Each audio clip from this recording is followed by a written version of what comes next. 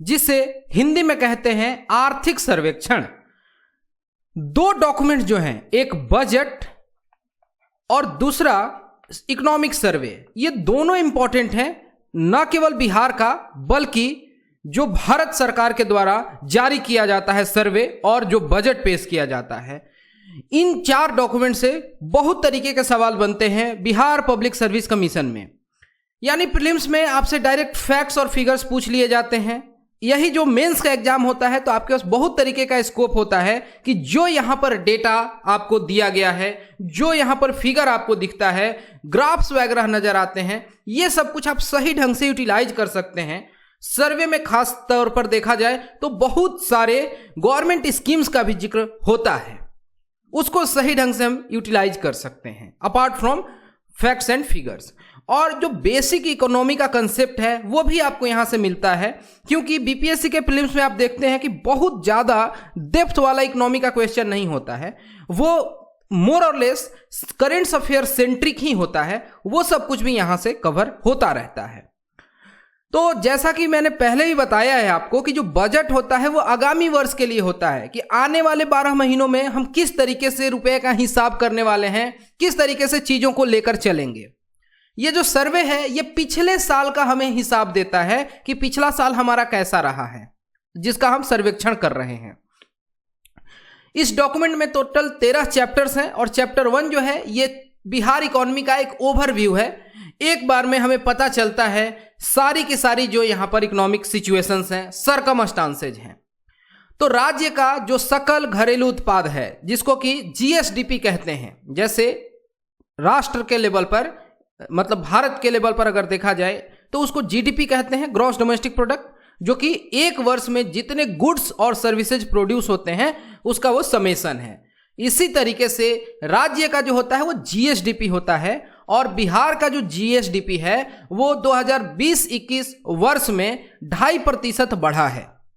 वैसे अगर देखा जाए तो 2.5% बहुत ज्यादा नहीं होता है, लेकिन जो पेंडेमिक का सिचुएशन रहा, कोविड-19 पेंडेमिक, और हर जगह लॉकडाउन, और सरकार का बहुत ज़्यादा पैसा जो है मेडिकल सर्विसेज में और बहुत तरीके के सर्विसेज को मुहैया कराने में खर्च हुआ, और जहां पर हमारी जो इंडियन इकोनॉमी है वहां पर उसमें 7.2% का श्रिंक नजर आता है, संकुचन होता है, कॉन्ट्रैक्ट होता है। वहां पर हमारी जो बिहार की इकोनॉमी है वो 2.5% जो है उसमें इजाफा नजर आता है, ग्रो हुआ है। तो ये अपने आप में एप्रिसिएबल है। ये सब कुछ रिलेटिव है। अभी हम समझ रहे हैं कि ठीक है बिहार का 2.5% कम लग रहा था और अब बेहतर लगने लगा, ये वही चीज है। तो जो जीएसडीपी है बिहार का, देखिए यहां पर एक बात ध्यान दीजिएगा, यहां पर मैंने येलो कलर से चीजों को हाईलाइट कर दिया है जो काम का है, थोड़ा आप देखते जाएंगे तो वो फिगर आप याद रखेंगे कि 618,000 करोड़ जो है वो करंट प्राइस पर है, यानी इसमें महंगाई इंक्लूडेड है। और जब अगर महंगाई हटा दिया जाए और बेस ईयर 2011-12 के कीमत पर देखा जाए तो भी 419,000 करोड़ है। तो यहां पर आप जो ये करेंट प्राइस पर जो हमारी जीएसडीपी है और जो बेस ईयर के हिसाब से जो कांस्टेंट प्राइस पर है, दोनों फिगर याद रखेंगे, ये बहुत जरूरी है। और यहां से ज्यादा इंफॉर्मेशन नहीं लेने की जरूरत है। जो तीसरा पॉइंट है कि जो हमारा इकोनॉमी है इसमें 3 सेक्टर्स प्राइमरी मतलब होते हैं आमतौर पर, primary sector, secondary sector, tertiary sector. Primary sector जो एग्रीकल्चर और अलाइड सर्विसेज से रिलेटेड होता है।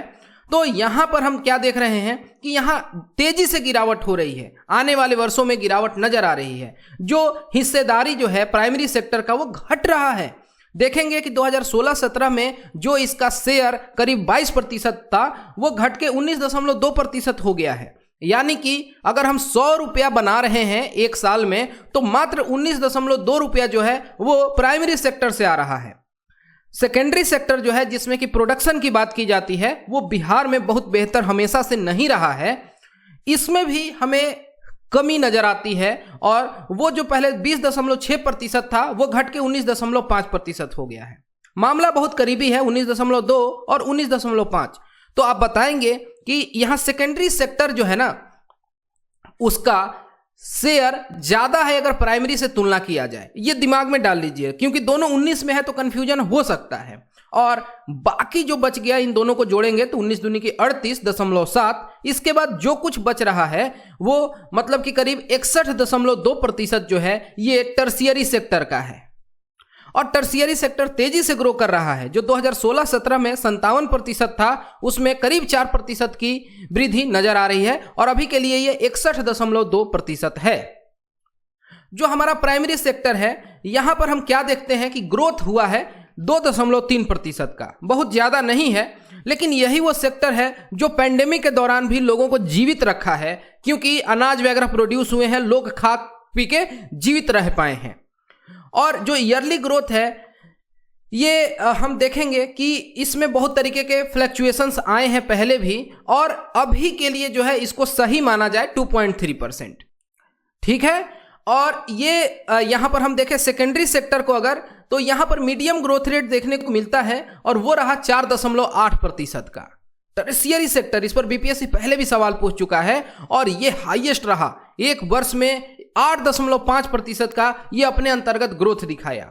तो जो लास्ट स्लाइड था यहां पर जो हम बात कर रहे थे हिस्सेदारी की, शेयर की बात कर रहे थे कि 100 रुपये में प्राइमरी सेक्टर से कितना रुपया आ रहा है, सेकेंडरी से कितना, टर्शियरी से कितना। और यहां बात कर रहे हैं कि पिछले वर्ष की तुलना में इस वर्ष प्राइमरी सेक्टर कितना बढ़ा है, सेकेंडरी कितना बढ़ा है, टर्शियरी कितना बढ़ा है, ठीक है।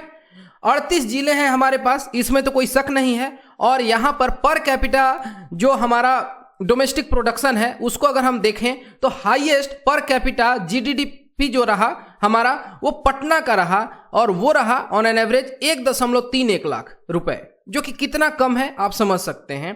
तो नेशनल एवरेज से आप तुलना करिए कि बिहार का जो बेस्ट डिस्ट्रिक्ट है in terms of per capita GDP वो कितना कम है नेशनल एवरेज से। और नेशनल एवरेज क्या है मैं आपसे जानना चाहूंगा कमेंट सेक्शन में।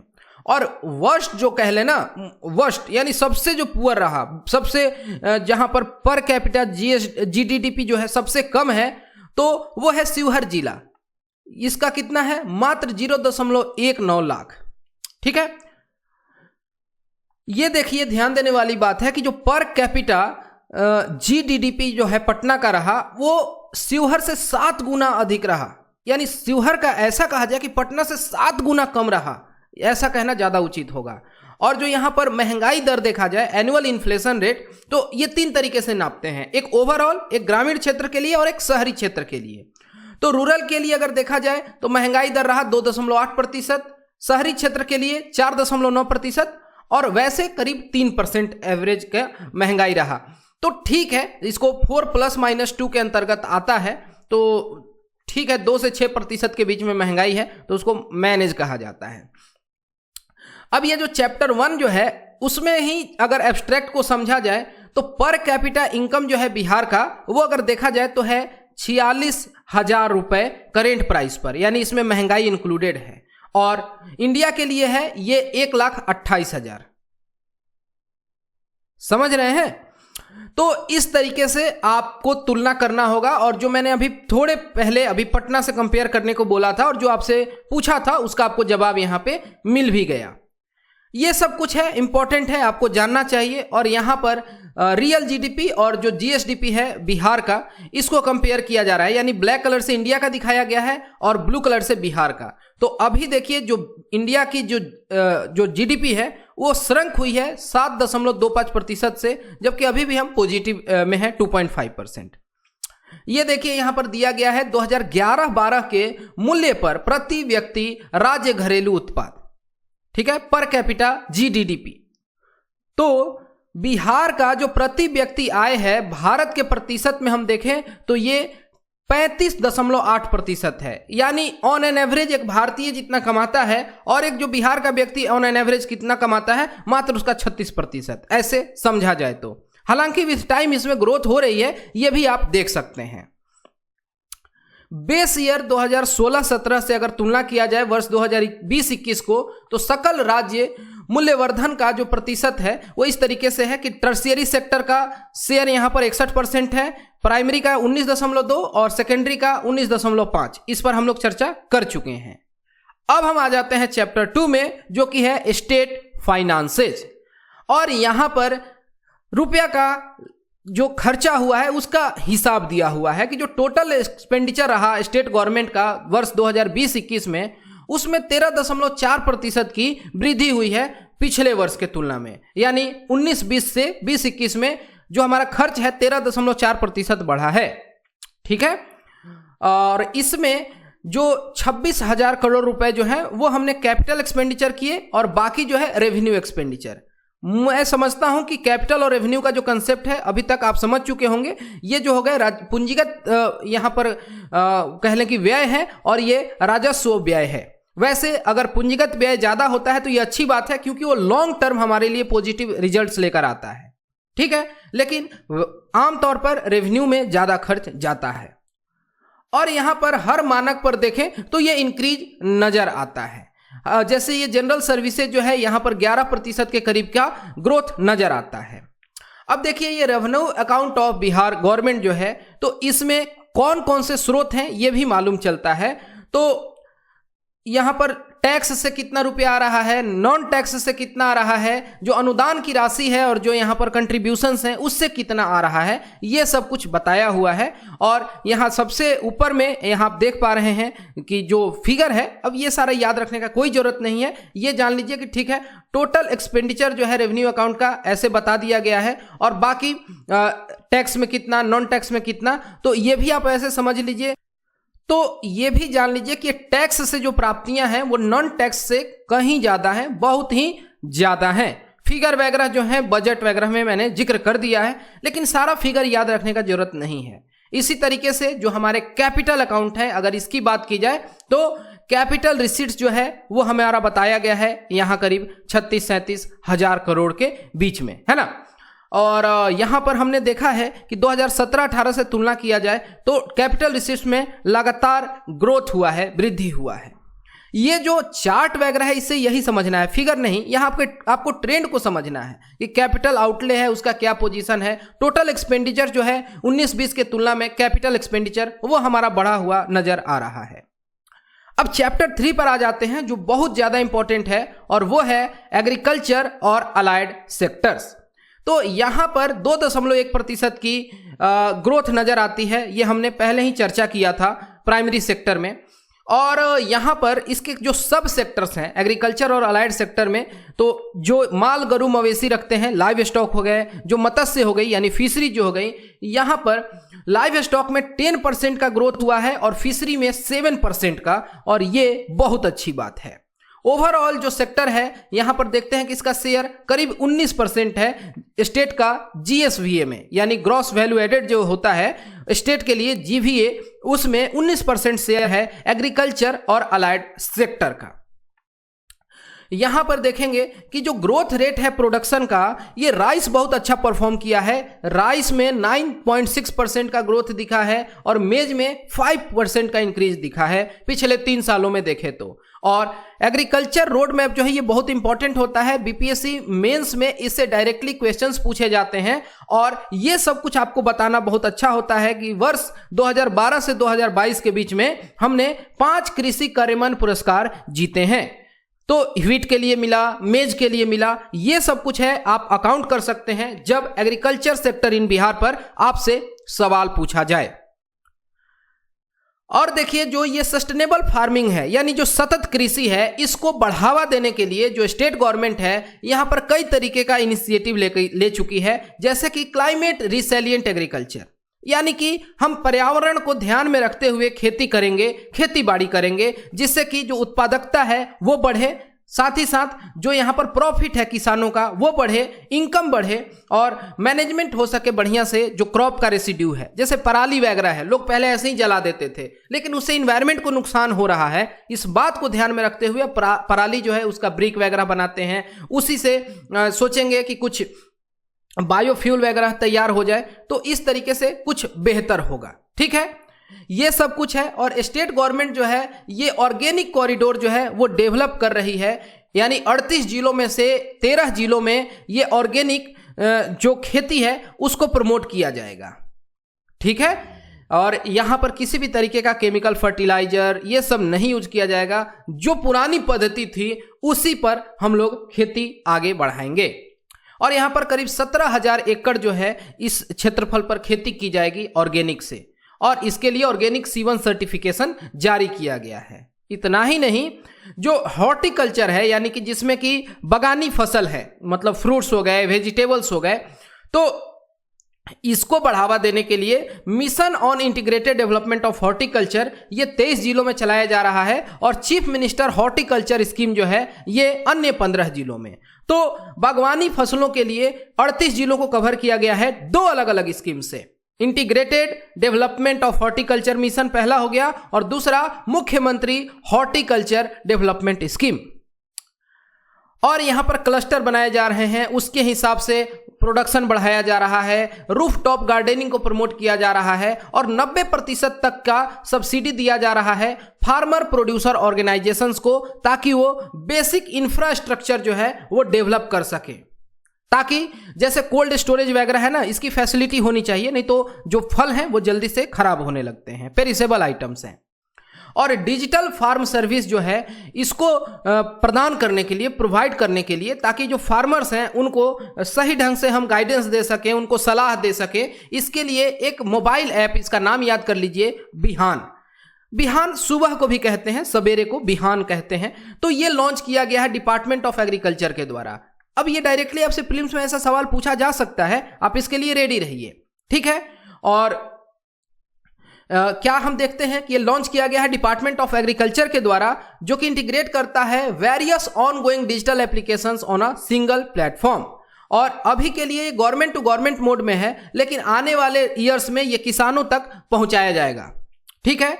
जो ग्रॉस क्रॉप्ड एरिया है वो बस एक बार को देख लीजिए कि करीब 73 लाख हेक्टेयर जो जमीन है 2019-20 में वो खेती के लिए हम यूज कर रहे थे, और क्रॉप इंटेंसिटी जो है हमारा 144% है, यानी एक जमीन पर साल में एक बार से अधिक खेती की जाती है, करीब 1.5 बार की जाती है ऑन एन एवरेज, ठीक है। अब यहां पर सिंचित क्षेत्र कितना है इस 73 लाख हेक्टेयर में, तो करीब 54 लाख हेक्टेयर जो है वो सिंचित रहा। और इसके लिए जो स्कीम्स चल रहे थे, हर खेत तक सिंचाई का पानी, अब ये स्कीम आप याद रखेंगे, ये फ्लैगशिप इनिशिएटिव स्टेट गवर्नमेंट का जो 7 निश्चय 2 जिसका जिक्र हम बजट में भी किए हैं वहां पर। और इसका मकसद है कि एश्योर्ड इरिगेशन यानी सिंचाई जो है पहुंचाई जाए to all the cultivated land in the state. और 2020-21 के लिए जो टोटल एक्सपेंडिचर है फॉर डेवलपमेंट ऑफ इरिगेशन, तो यहां पर सरकार करीब 2100 करोड़ रुपए खर्च कर रही है। जल जीवन हरियाली मिशन, आप इसको इग्नोर कर ही नहीं सकते हैं, और इसके अंतर्गत बहुत तरीके का rain water harvesting technique, water storage, नए नए जो वाटर सोर्सेज हैं उसको इंटीग्रेट किया जा रहा है। जो ट्रेडिशनल वाटर सोर्सेज हैं अगर वो सूख गए हैं, पुराने पड़ गए हैं, टूट फूट गए हैं, उनका यहाँ पर रिपेयरिंग किया जा रहा है। और टोटल इरिगेशनल पोटेंशियल जो है इसको बढ़ा के हमें ले जाना है 1.21 लाख हेक्टेयर पर। यह अब तक क्रिएट किया जा चुका है, और मतलब ये फिगर आप ना भी याद रखें तो इसका थीम जो है जल जीवन हरियाली मिशन का, ये आपको याद रहना चाहिए। और जो हमारा राज्य है ये सेल्फ सफिशिएंट हो चुका है फिश प्रोडक्शन में, मत्स्य में, और यहां पर हमने रिकॉर्ड तोड़ प्रोडक्शन किया मछलियों का 6.83 लाख टन, है ना। और प्रधानमंत्री मत्स्य संपदा योजना जो है इसके तहत देखें कि एक टोटल सम करीब है जो 40 करोड़ का, ये अप्रूव किया गया है वर्ष 2021-22 के लिए। फिगर नहीं याद रखिए, लेकिन प्रधानमंत्री मत्स्य संपदा योजना ये ऑनगोइंग स्कीम है और इसे बिहार भी लाभान्वित हो रहा है, ये तो याद रख सकते हैं। डेयरी कोऑपरेटिव्स का एक बहुत बढ़िया इमरजेंस हो रहा है बिहार में, और बिहार का जो टोटल मिल्क प्रोडक्शन है वो है 115 लाख टन 2020-21 के लिए। और यहाँ पर जो हमारा पोल्ट्री सेक्टर है वो भी बहुत अच्छा मतलब ग्रोथ किया है, और एग्स की अगर प्रोडक्शन की जाए तो इसमें कमाल का वृद्धि हमें नजर आ रहा है। जो 2016-17 में 111 करोड़ अंडों का प्रोडक्शन हुआ था, वो 2020-21 यानी 4 सालों में 111 करोड़ अंडों से बढ़ के 301 करोड़ अंडे तक हम पहुंच गए हैं।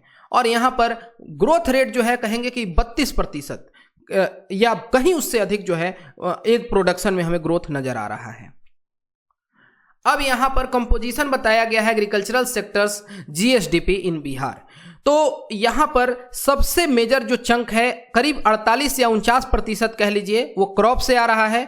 अगला जो 34 या 35% जो है वो माल गरू मवेशी लाइव स्टॉक से आ रहा है, और करीब 8% जो है वो फॉरेस्ट्री और लॉगिंग लकड़ी के गोले काट के उससे जो कुछ तैयार हो रहा है, और बाकी फिशिंग और एक्वाकल्चर से करीब 8.5%। एक बार को दिमाग में आप रखिए। अब यहां पर देखिए पिछले बार से तुलना करिएगा तो क्रॉप वाले सेक्टर में कमी आई है और ये लाइव स्टॉक में वृद्धि हुई है, और यहां पर फॉरेस्ट्री और लॉगिंग में कमी आई है, और ये जो चौथा हो गया फिशिंग और एक्वाकल्चर, इसमें वृद्धि हुई है। ठीक, अब लैंड रिसोर्स जो है, क्योंकि हम नॉर्दर्न प्लेन में हैं, हमारे पास समतल भूमि है जिसका सही ढंग से यूटिलाइजेशन किया जा सकता है, और ये हमारे लिए एक गिफ्ट है। तो इसका सही यूटिलाइजेशन जो है, तो हम बिहार को 3 एग्रो क्लाइमेटिक जोन्स में बांट के पढ़ते हैं। बीपीएससी मेंस एग्जाम और जिनका ज्योग्राफी ऑप्शनल है या नॉन ऑप्शनल है, तो मेंस में भी सवाल आता है और ऑप्शनल में भी क्लाइमेटिक जोन वगैरह पर सवाल पूछा जा सकता है। तो उसके लिए आप देख लीजिए कि बिहार को हम 3 एग्रो क्लाइमेटिक जोन्स में बांटते हैं, रेनफॉल, टेम्परेचर, सॉइल और टेरेन के हिसाब से। कौन कौन सा? तो पहला हो गया नॉर्थ वेस्ट का एलुवियल प्लेन, दूसरा हो गया नॉर्थ ईस्ट का एलुवियल प्लेन, और तीसरा हो गया साउथ बिहार का प्लेन। यानी जो हमारा पूरा बिहार है उसको आप 3 हिस्सों में बांट दीजिए।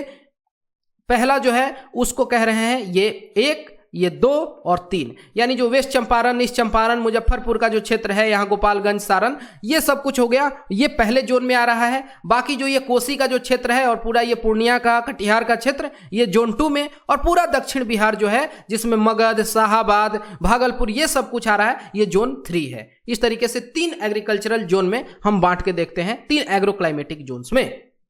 ठीक है, लेकिन 90% से अधिक जो हमारी लैंड होल्डिंग्स है या तो स्मॉल है या मार्जिनल है, यानी हमारे पास लैंड जो है तो पर पर्सन होल्डिंग जो है बहुत ही पुअर है। अब बहुत छोटा जमीन का टुकड़ा है तो उससे कितनी ही प्रोडक्टिविटी होगी, और लैंड पर डिपेंडेंसी बहुत ज़्यादा है, ये भी एक मेजर कॉज है पॉवर्टी का। स्टेट में जो पॉपुलेशन डेंसिटी है वो है 1106 व्यक्ति प्रति स्क्वायर किलोमीटर, और नेशनल एवरेज है 382।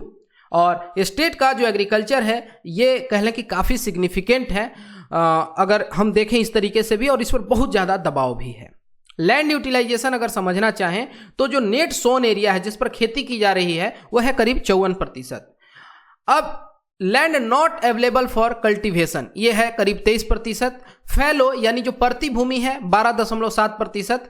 कल्चरेबल वेस्ट जो है लैंड जो है वेस्टलैंड है वो करीब 0.5% है। फॉरेस्ट हमारे पास 6.6% है, और uncultivated land excluding fallow land यानी ऐसी जमीन जो कि परती भी नहीं है और उस पर हम खेती भी नहीं कर रहे हैं लेकिन कल्टीवेशन हो सकता है वहां पे, ये करीब 3% है।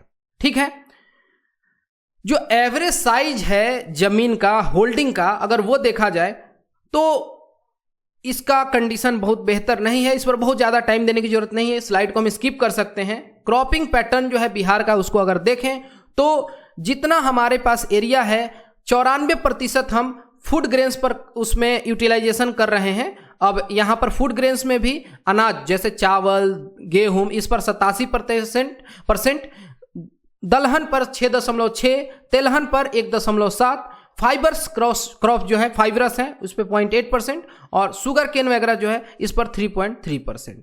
ठीक है, तो इस तरीके से आप बाइफर्केशन करके देख सकते हैं। धान जो है इसको अच्छे से जानना जरूरी है। धान के लिए बिहार का क्षेत्र बहुत इंपॉर्टेंट है, और धान एक खरीफ है, खरीफ यानी गर्मी के दिन का फसल है, बरसात में ये होता है। और लीडिंग जो डिस्ट्रिक्ट्स हैं यहां पर देखते हैं प्रोडक्शन के टर्म्स में तो रोहतास सबसे आगे है, अग्रणी है, 9.5 लाख टन, औरंगाबाद 6.8 लाख टन, और तीसरा वेस्ट चंपारण 6 लाख टन। ये तीनों डिस्ट्रिक्ट्स को आप याद कर लीजिए, और ये अकेले 3 डिस्ट्रिक्ट्स मिलके 30% जो है वो टोटल राइस जो बिहार से प्रोड्यूस होता है उसका कंट्रीब्यूट करते हैं। अगर प्रोडक्टिविटी, उत्पादकता की बात करें कि निश्चित क्षेत्रफल में सबसे अधिक कहां धान प्रोड्यूस हो रहा है तो वेस्ट चंपारण में, यानी 1 हेक्टेयर से 4600 किलो, 4620 किलो प्रोडक्शन है। रोहतास में 4370 किलो, और औरंगाबाद में 3803 किलो। तो ये 3 डिस्ट्रिक्ट जो हैं आप इनको याद रख सकते हैं। ठीक है, यहां पर स्टेट गवर्नमेंट का जो एक टेक्नोलॉजी है जिसको श्री कहते हैं, सिस्टम ऑफ राइस इंटेंसिफिकेशन, ये जो टेक्नोलॉजी है और जो जीरो टिलेज मेथड है, ये सारा यूज किया जा रहा है धान के प्रोडक्टिविटी को बढ़ाने के लिए। ठीक है, और जो स्टेट गवर्नमेंट है ये इनकरेज कर रही है कि शॉर्ट ड्यूरेशन और ड्रॉट रेजिस्टेंट वेराइटी जो है, जो कि बाढ़ सुखाड़ का जो भी सिचुएशन होता है सुखाड़ को भी झेल ले, क्योंकि धान के लिए पानी बहुत चाहिए होता है, कई बार पानी की कमी आ जाती है, मॉनसून टाइम पे नहीं आता है, तो फसल मार ना खाए इसके लिए ड्रॉट रेजिस्टेंट वेराइटी जो डेवलप किए गए हैं उसको प्रमोट कर रही है सरकार। गेहूं की अगर बात कर ली जाए तो इंपॉर्टेंट व्हीट ग्रोइंग एरिया है और यहां पर काफी पोटेंशियल है इसको बढ़ाने का भी। वर्ष 2021-22 की बात करें तो बेगूसराय जो है ये लीडिंग प्रोड्यूसर रहा प्रोडक्टिविटी के टर्म्स में, व्हीट प्रोडक्टिविटी में बेगूसराय, सारण और रोहतास धान में सबसे आगे है प्रोडक्शन में, और प्रोडक्टिविटी में सेकंड नंबर पर था यहां पर आफ्टर वेस्ट चंपारण, और गेहूं में थर्ड नंबर पर है, देख पा रहे हैं। अगर प्रोडक्शन की बात करें तो रोहतास सबसे आगे है, या तो बात धान की करें या गेहूं की करें। मुजफ्फरपुर दूसरे नंबर पर है और भोजपुर तीसरे नंबर पर है। ठीक है, और ये तीनों मिलके करीब 22% कंट्रीब्यूट कर रहे हैं। लेकिन हमारे पास उस स्तर का टेक्नोलॉजी नहीं है, कंबाइन हार्वेस्टर जिस तरीके के चाहिए, थ्रेसर मशीन चाहिए, वो सब अभी नहीं आ पाए हैं और वो अभी जरूरत है इंट्रोड्यूस करने की। मक्का के लिए हमारा एक इंपॉर्टेंट क्षेत्र है, मेजर कह लें कि कॉर्न या मेज ग्रोइंग एरिया है हमारा, और राबी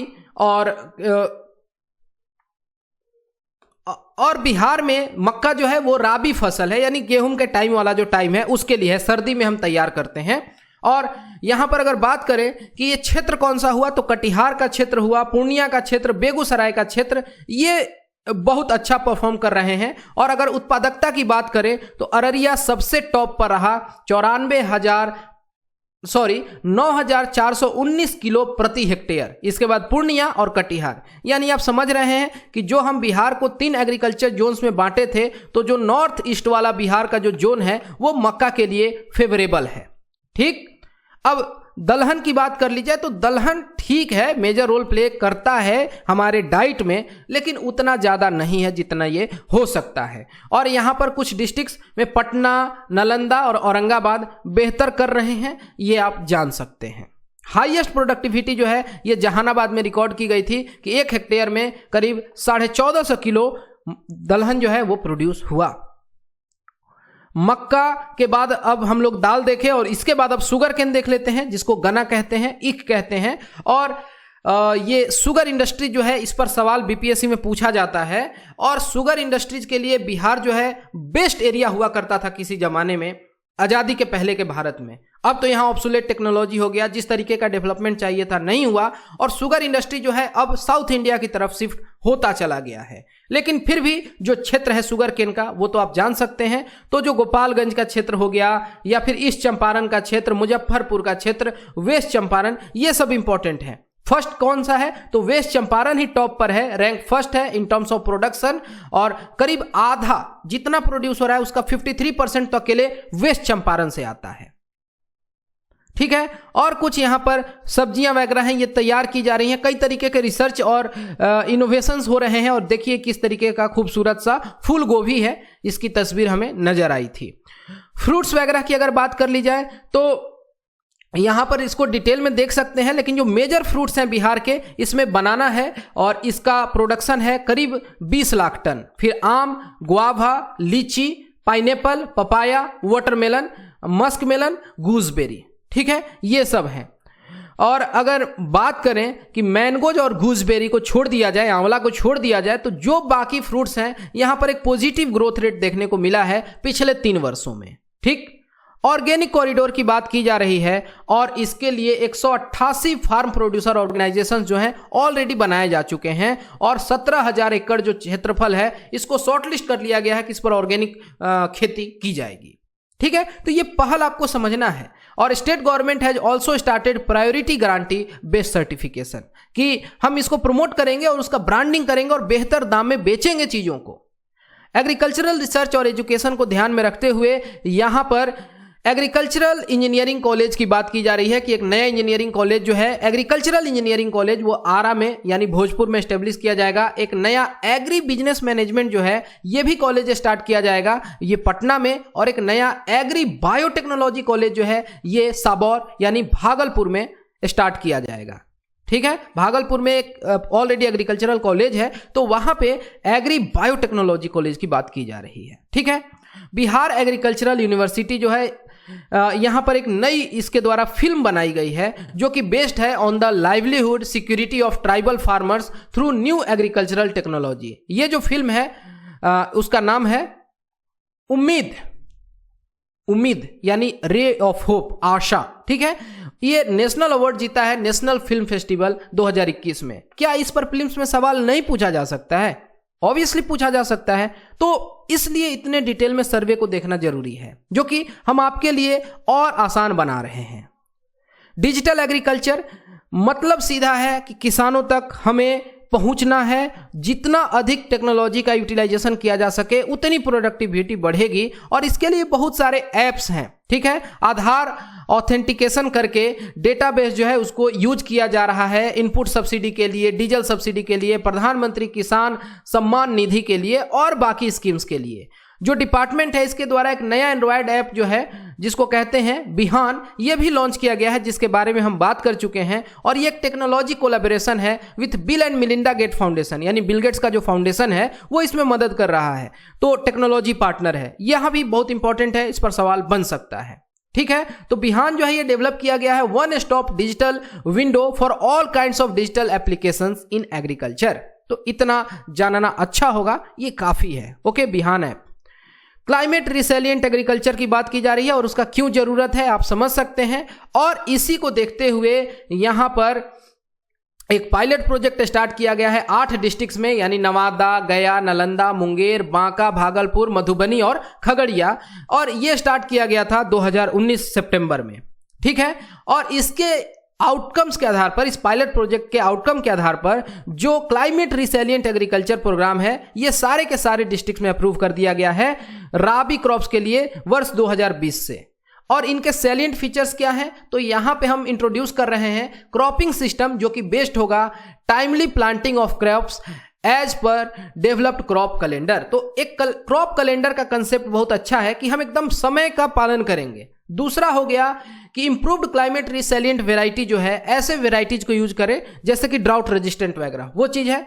यहां पर zero tillage, raised bed, DSR, drummed seeding, line sowing, इन चीजों का यूज करते हैं ताकि मैक्सिमम लैंड यूज हो सके, जहां तक महत्तम हम प्रोडक्टिविटी बढ़ा सके, प्रोडक्शन बढ़ा सकें। बेस्ट मैनेजमेंट प्रैक्टिस यानी वाटर, न्यूट्रिशन और वीड को कैसे हटाया जाए इस पर ध्यान दिया जाएगा, यानी वाटर, न्यूट्रिशन और वीड को खत्म करने की बात।